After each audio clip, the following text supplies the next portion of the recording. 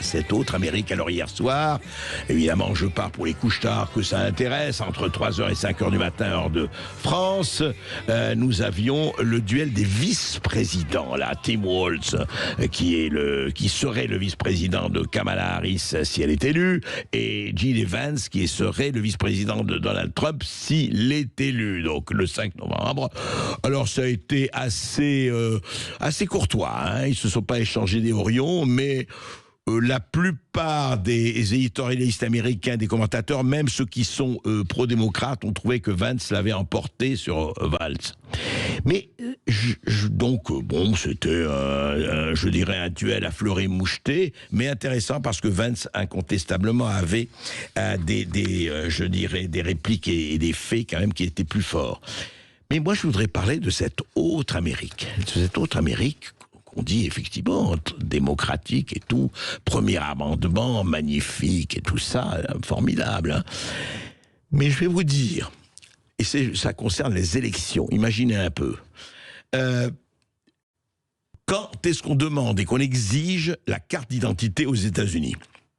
Et vous ne pouvez rien faire sans la carte d'identité, par exemple pour embarquer dans un avion, par exemple pour avoir une ordonnance médicale et autres, par exemple quand vous postulez un emploi, par exemple quand vous allez dans une banque pour déposer un chèque, on vous demande votre carte d'identité, bien sûr. Quand vous voulez des bons, effectivement, des bons, comment on appelle ça, des bons, vous savez, alimentaires, des bons alimentaires, etc., évidemment, quand vous allez conduire, on vous demande votre carte d'identité.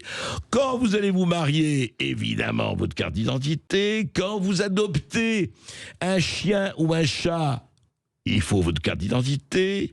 Quand vous achetez de l'alcool, si vous êtes mineur, si on pense que vous êtes mineur, carte d'identité. Mais où votre carte d'identité n'est pas demandée, n'est pas exigée dans beaucoup d'États, écoutez-moi bien, et j'espère que vous êtes assis, quand vous votez, et oui, il y a une foultitude, je ne dis pas une majorité, mais une foultitude d'États américains, où on ne vous demande même pas votre carte d'identité pour aller voter. Vous voyez ce que ça ouvre, et voyez ce que ça ouvre, à quelle fraude, etc.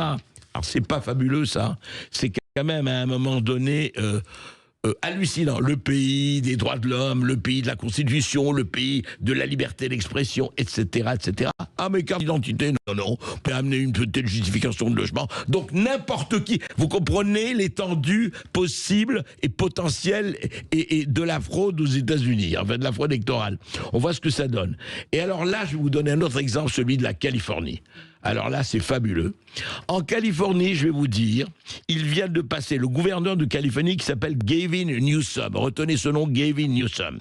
Il a signé une loi qui, écoutez bien vraiment, qui bannit définitivement la fourniture d'un document d'identité au moment du vote. C'est-à-dire, non seulement on ne va pas vous demander votre carte d'identité, mais on n'a pas le droit de vous le demander. C'est-à-dire que vous allez au bureau de vote, vous êtes, je ne sais pas moi, vénézuélois, iroquois, finlandais ou esquimaux. Eh bien... on n'a pas le droit de vous demander votre identité, votre carte d'identité, pardon.